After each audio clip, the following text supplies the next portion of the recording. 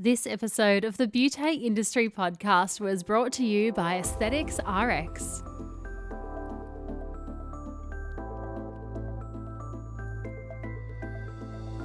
Hello and welcome to the Beauty Industry Podcast, your online support community for the professional beauty industry.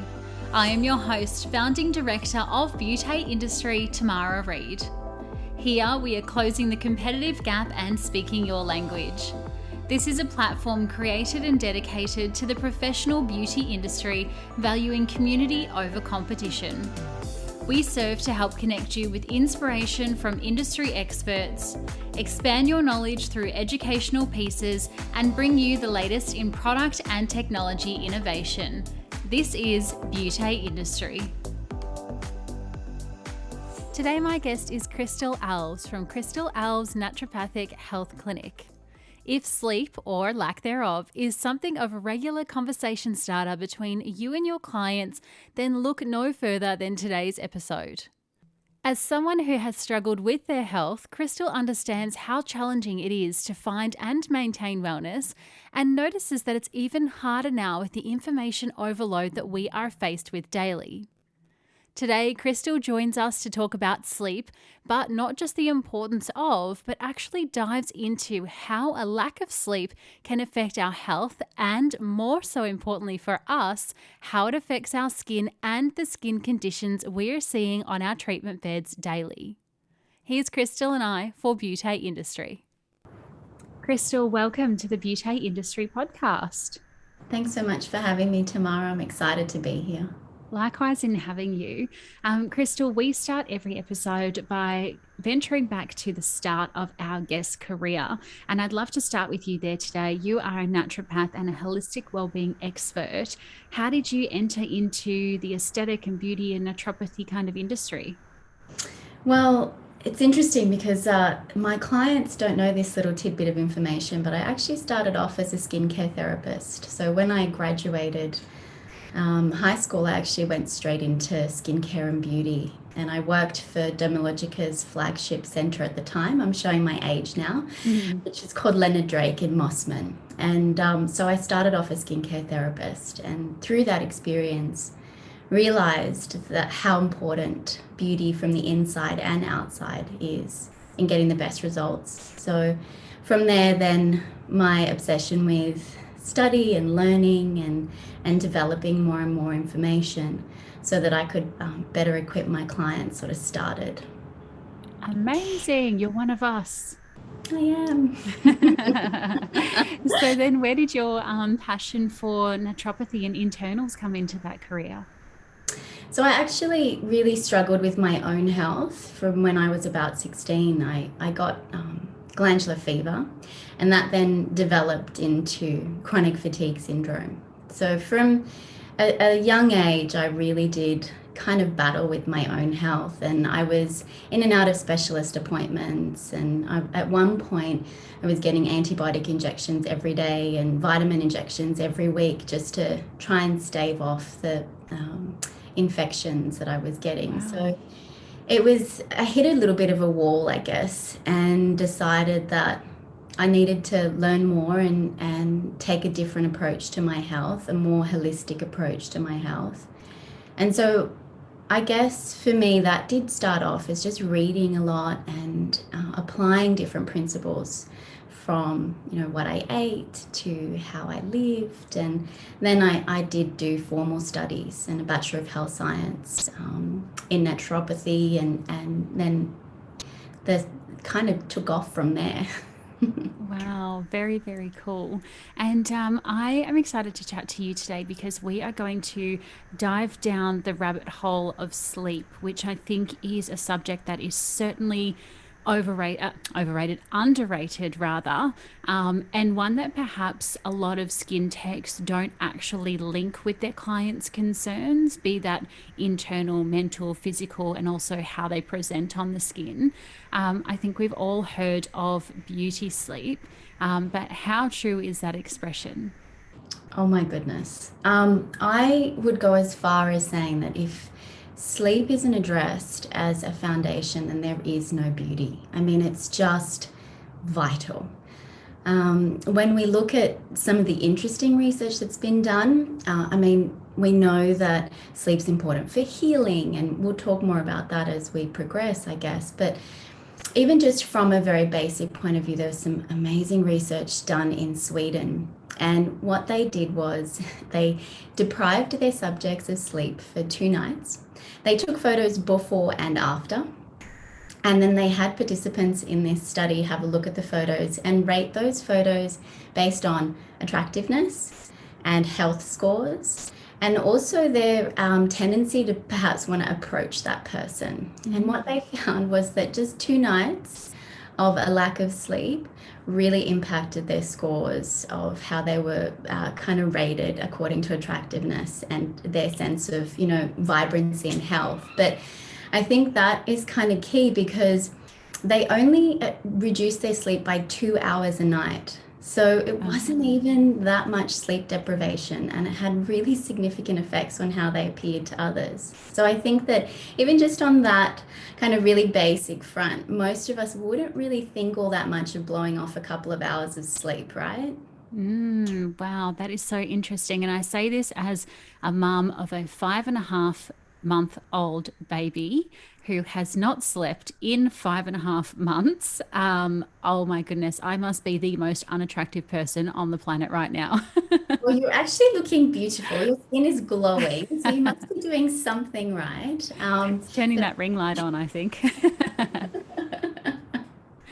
Oh, There are also goodness. some other amazing hormones that come into play with, new mums and breastfeeding and the oxytocin and other things that you benefit from. So hopefully some of those are kicking in and you're gaining the benefit there.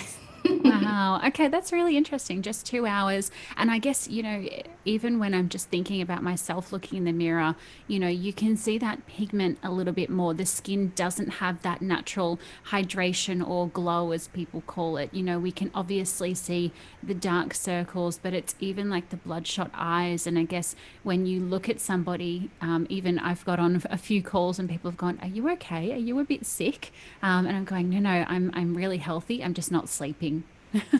Yeah, it's massive. And, there have been a lot of studies also where people have been asked to rate their own sense of attractiveness in how they view their skin and Ah. their overall beauty and well-being. And you know and you feel it in your skin the night after, a rough one. So I think that, that also then goes on to affect your confidence and how you interact with other people and just the level of energy that you bring to your work as well. So, the effects of not sleeping are just extensive. So, Yes, and I want to dive into that a little bit more because when we kind of break down the word sleep, we go to rest and then we go to the ultimate word, which should be restore. That's why we are kind of shutting down for such a long period of time, overnight, every single night. How does that lack of a sleep actually affect the bodies and our health overall? yeah, so it's interesting because what we know about sleep, we talk about deep sleep and we talk about REM sleep, so rapid eye movement sleep. Now, rapid eye movement sleep, we know that in that state, a lot of our hormones, important hormones, are actually released at their peak. It's almost a little bit like pressing the reset button, and that's how I explain it to my clients. So we know that things like estrogen and testosterone have their peak release during REM sleep. Human growth hormone also has a peak release during REM sleep. So if you're not getting that good quality sleep, then those hormones are going to be somewhat, I guess, lower. And the research definitely shows that as well. And we know that those hormones are essential for things like healing, regulating metabolism, so weight management and things like that as well. So healing, of course. So it's really vital that we kind of take the time to explain to clients Mm. that you know, it's not just about quantity, because I think that when we talk about sleep, there's this, obsession with, okay, well, how many hours are you sleeping? But we need to also be discussing quality. So Mm. what, not just, okay, are you getting your 7 to 9 hours, but what's the quality of that sleep like? Are you getting into that REM sleep, and we know that it takes a while to get there, and that if that's disrupted, then obviously those key hormones are going to suffer, and then we're going to see the ramifications of that down the line in skin and repair and aging as well. So I think that one of the most important takeaways here is that there was a report out of Harvard that was published, and they found that your REM sleep is actually a direct indicator of longevity. So the less REM sleep you get, the more you're actually affecting your years lived. So there's a Wow. significant relationship there, and with longevity and aging. So very, very, very important. Yeah, and I guess back to what you were saying about healing as well, if we're doing any advanced treatments in our clinics like skin needling, CIT, threads, injectables, anything like that, we want to ensure that we are promoting wound healing the entire time. So, though we are giving the client a home care prescription to use and to assist that, and obviously, we're telling them to eat a balanced, array of foods and keep up the water, perhaps sleep should also be considered in that prescription. Absolutely. As a client, when I go and see my skincare therapist, so I always organize my appointments around times when I know I'm going to be able to get optimum sleep. That's a key factor for me. And I think that it's one of those areas that's really easy to just fluff over for clients. And so really having that education in terms of healing, and I've had these discussions with skincare therapists where they have clients that need to go on antihistamines after some of these really intense treatments. And I think that, educating around the importance of rest and sleep, and having a really good sleep hygiene routine around treatment times can be extremely helpful to get the best results possible for them. Yeah, oh my goodness, so interesting. And do you think there is a link between sleep and certain conditions that our clients present with? Yeah, absolutely. So anything where you have active inflammation in the body, which, and I think there's a key phrase for me. So whenever a client says, my skin is always worst when I'm stressed. Mm, So the moment I hear that, I think, okay, we really need to address the sleep factor, because we know that stress and anxiety can definitely play into the sleep piece as well. But that's a key phrase for me. So whenever you're hearing that your clients say that, I would definitely take the time to do a lot of counseling around sleep time and quality, and making sure that, if you're dealing with things like eczema, psoriasis, or any chronic inflammatory conditions with the skin, but certainly also things like acne and any hormone related conditions as well. And the key thing here with those is that there's been research found, and it was done on women who were shift workers. And we've already talked about the release of estrogen and testosterone during that REM sleep, but their hormones are significantly affected from a lack of sleep routine. And so if we do have clients that have hormone-related skin conditions, it becomes even more important that we're actually addressing the sleep piece there. right. Okay. That's really interesting. I used to work at a casino when I was about 18, and you would see people walk around the night shift, and they'd be having a Red Bull or a can of V at 7 o'clock before their, 9 p.m. shift. And then obviously, after the shift, we would all go to the crew bar, and, it was just, yes, such bad sleep hygiene. And I think about, the longevity of those rotating rosters, even, people like nurses and factory workers. It does concern me. And that's a lot of our clients as well. So, yeah, very interesting to know. Huge, and especially amongst, I mean, majority of my clients that I work with are females. So anytime we're dealing with, things like PCOS, endometriosis, or any other hormonal conditions, we do need to, yeah, definitely look at what is going on there with their nighttime routines and sleep, and addressing those things. It's so important. After the break, Krystle shares some advice that you guys can pass on to your clients for a better night's sleep. But first, a word from today's beauty partner. Community, I have no doubt that you've seen this Australian cosmeceutical brand's popularity gaining huge momentum. It's in our feeds, it's in the news, and it's on everyone's skin for good reason. Plus, they've just launched groundbreaking patented sunscreen with activated vitamin D technology, which just happens to be the biggest innovation in SPF in the last 50 years. After suffering a critical vitamin D deficiency and serious associated health issues, the Aesthetics RX General Manager Nicola, who we've heard from on the podcast before, made it her mission to produce sunscreen that doesn't prevent the skin's natural ability to produce vitamin D. In a world where immunosuppression prevention has become more important than ever, this is a case of being in the right place at exactly the right time. You really don't want to miss out on this one, and you can find out more at aestheticsrx.com.au today, and you can also use the code BEAUTE20, that's BEAUTE20, for a 20% discount on any retail purchase. So I know where I'll be adding to cart right after this episode.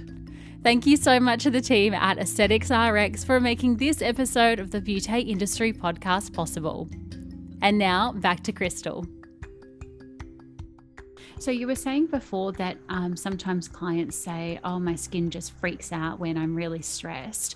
And that can be a telltale sign of not having enough sleep. What other things should we be looking for during our consultation to give us an indicator that, okay, maybe this person's sleep isn't the best? I think another really good question to ask is, how are you feeling when you wake up in the morning? Ah, that's a good one. Are you refreshed?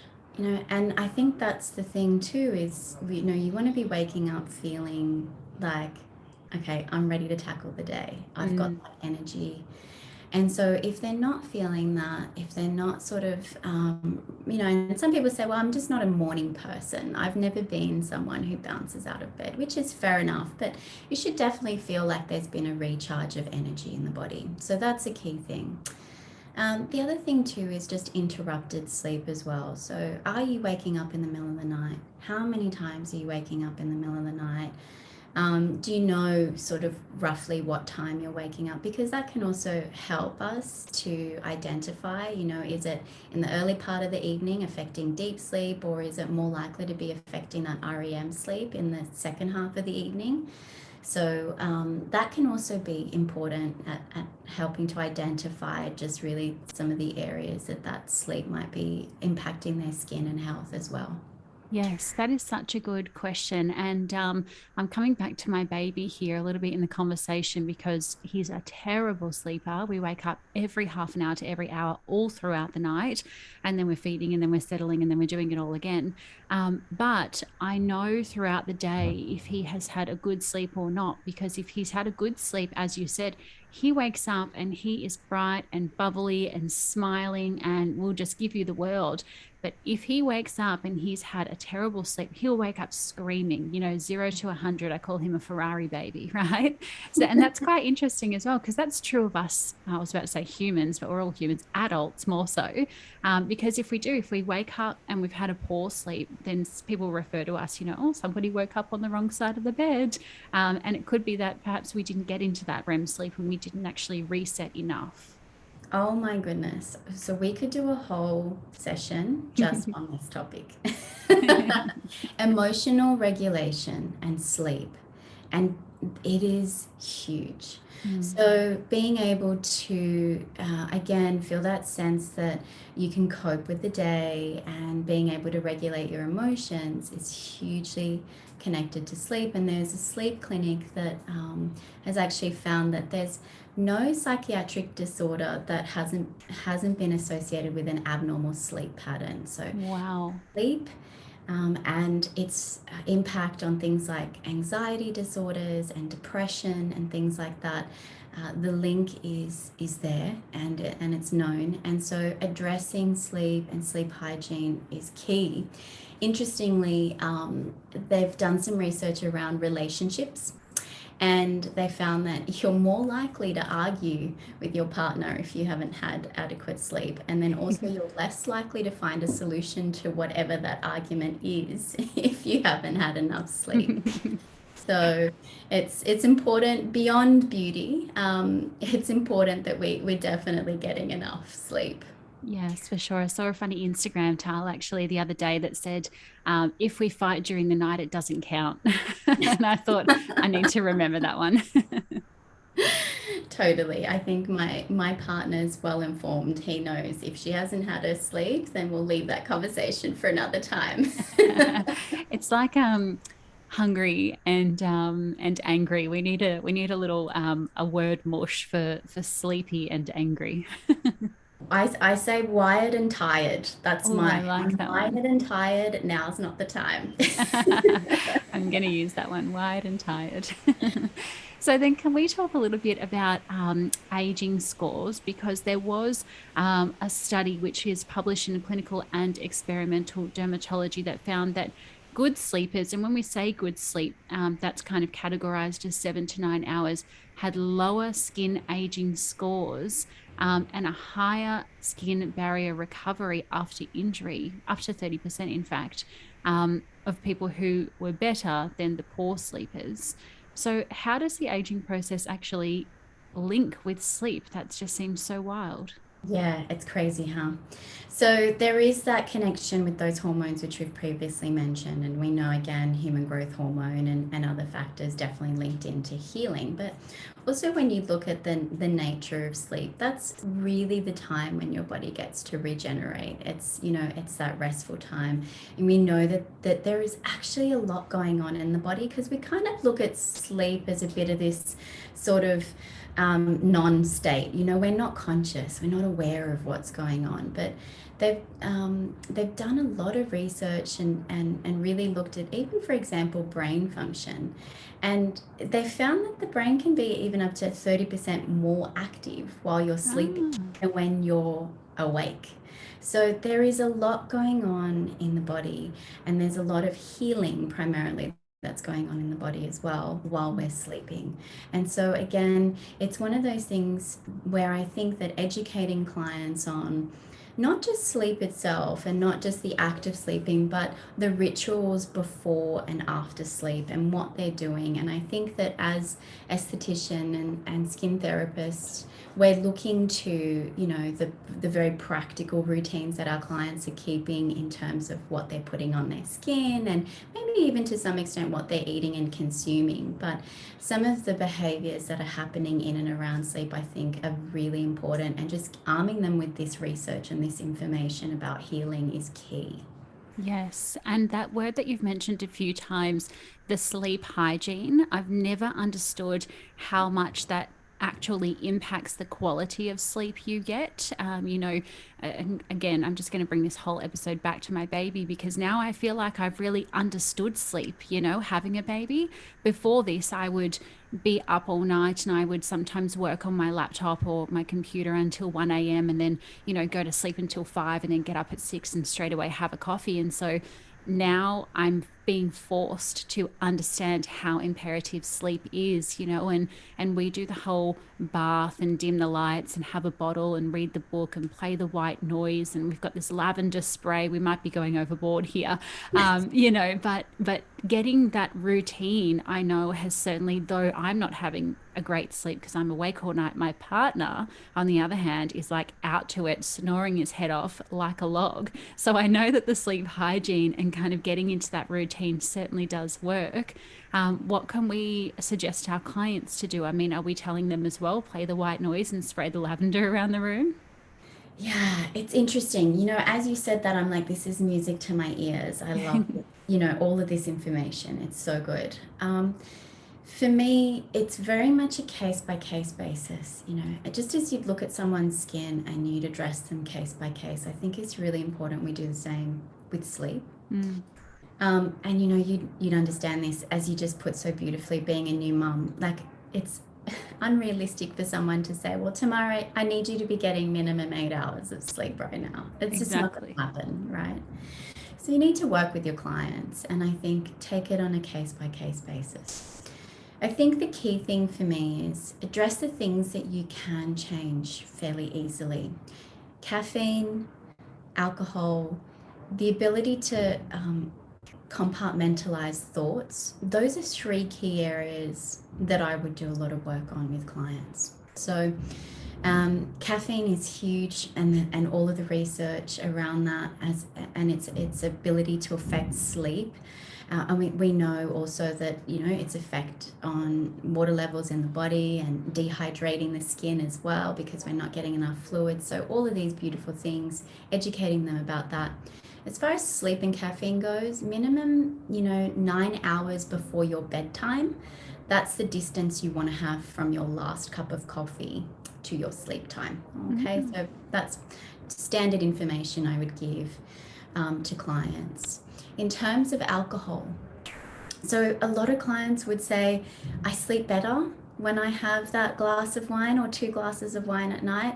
And I feel like this is one area I always get a little bit of pushback on. But with the alcohol, I always present them again with the information that we have in the research that has been done. It's a sedative, so it gives you that feeling that you're able to relax and fall asleep faster. However, what we do know about alcohol consumption and sleep is that it fragments your sleep. So you're actually more likely to wake up more frequently during the night, and that's going to be affecting REM sleep. And Tamara, they've found that to be the case even just with 1 glass of wine. Wow. So having that education and that chat with your clients is important, if not all the time, because it's a little bit unrealistic to maybe cut out the red wine full stop, but around treatment time is a good idea to really be eliminating that alcohol consumption for sure.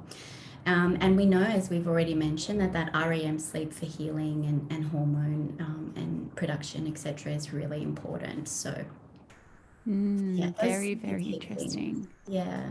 I And love of this chat course, so much. the emotional regulation part, so the ability to compartmentalize thoughts. If you've got a client that says to you, I get into bed and I do the whole routine and I've dimmed the lights and I've done the music and I just can't fall asleep. It's just like my mind is just, again, wired and tired, right? So that's a skill set. Being able to park your thoughts, being able to switch it off and actually allow that shift of nervous system to happen from your sympathetic, like sort of fight or flight mode, into your parasympathetic, which is your rest and digest mode, is important. And so arming your clients with that skill set can be the best gift, really, honestly. And doing some counseling around diaphragmatic breathing and or some visualizations and things like that. There was a brilliant research study that found that counting sheep does not work. But taking yourself on a little sort of visualization where you're walking through your favorite garden or walking through your favorite sort of rainforest or beach or something like that can actually bring on sleep, and it can shift your nervous system function from fight or flight to rest and digest. So even just small little tools, tips, tricks, hand these to your clients if they're struggling. But yeah, identifying what is it that's really inhibiting the sleep and how can I best support them. Yes, I love it. I love it so much. We talked about alcohol and wine there being a factor that can affect sleep. Stress is obviously a huge one, which people are going through massively right now, given the current state that the world is in. What are some of the most common things that can affect the quality of sleep and how often we sleep? Yeah. So it's interesting because I think again it comes back to that individualistic approach. So what's this person in front of me really struggling with? And we've touched on, the alcohol, the caffeine, and of course stress. So addressing those three, I think, are the biggest ones. But then even looking at things like time of meals and types of meals that they're having as well. So you know, we know that having too much sugar can definitely affect sleep, but also if you've got clients that are paleo or keto, not having enough carbohydrates at night can also affect your ability to sleep. So, being armed with this information and being able to hand that over to them is important. Eating earlier seems to be best. The research definitely suggests that, if we're snacking late into the night, that's definitely going to affect our ability to have a good night's sleep.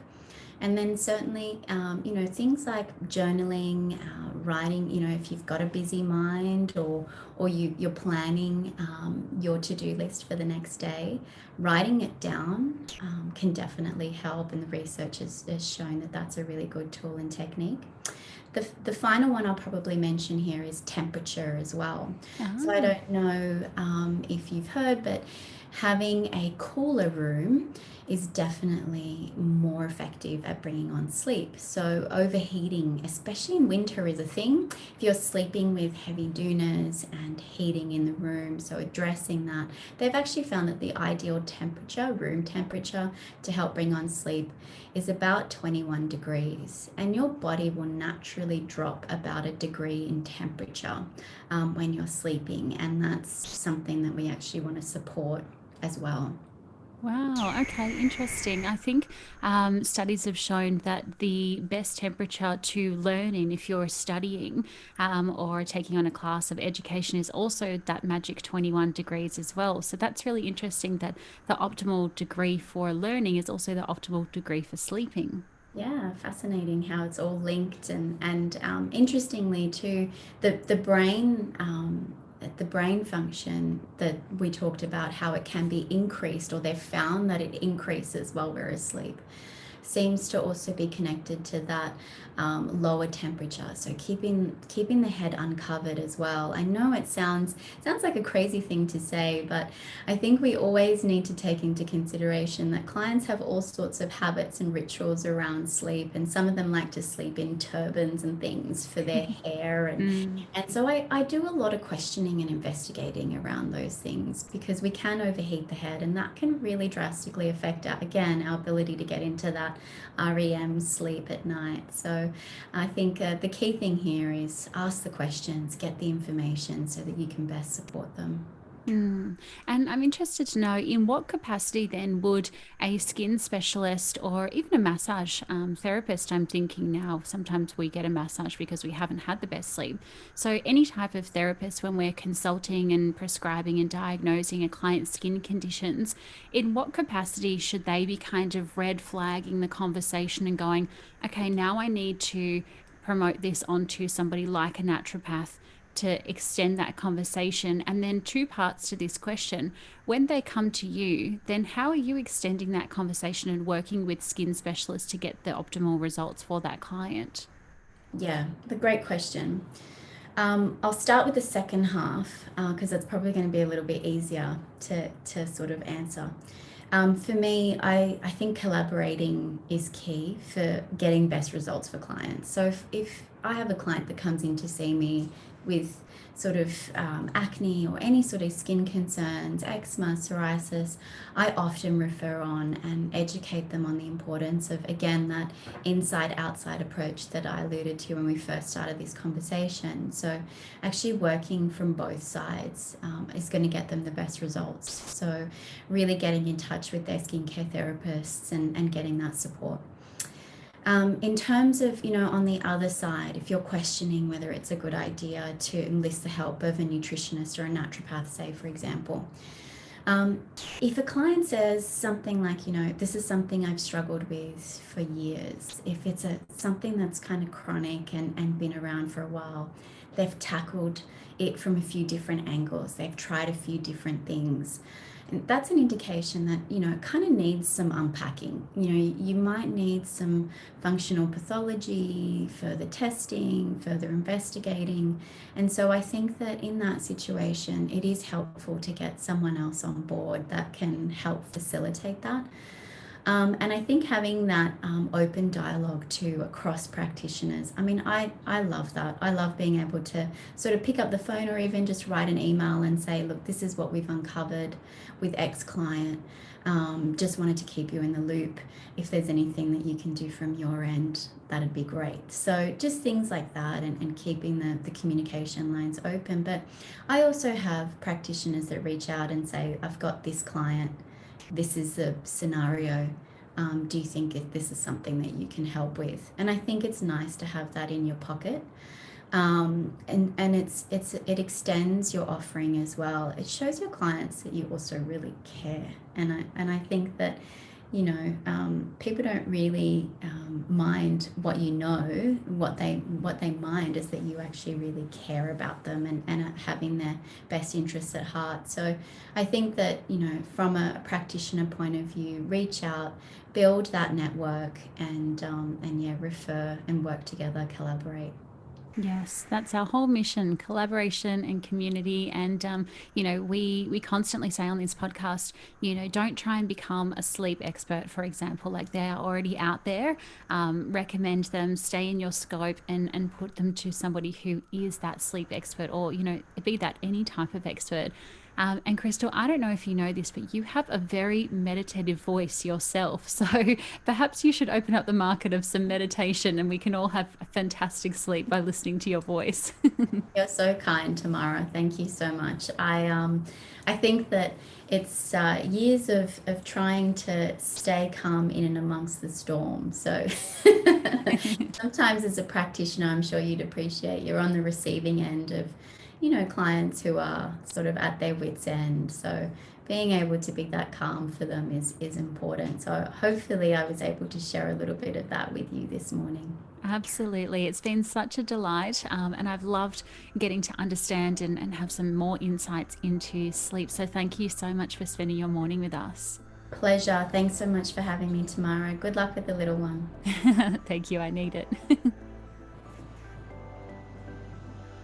How incredible was that? I just love hearing from experts when they really know what they're talking about, and it just lights up the whole episode with this spark and passion. And I am ready for a big nap, and I can imagine that you are too. So much more than just asking our clients about how many hours of sleep they get a night. We can be going into how frequent are they sleeping? Is that sleeping broken up? What's the quality of their sleep, and what is their sleep routine, as we have learned today? If you'd like to see more from Krystle and get all of her advice, you can do so by following her on the gram at krystle.alves, that's Alves. And you can also follow us while you're there at Beauté Industry, and come and say hello and let me know if there's any other topics that you would love to hear from by searching for me at Tamara Reed Beauté. Until next time, stay connected.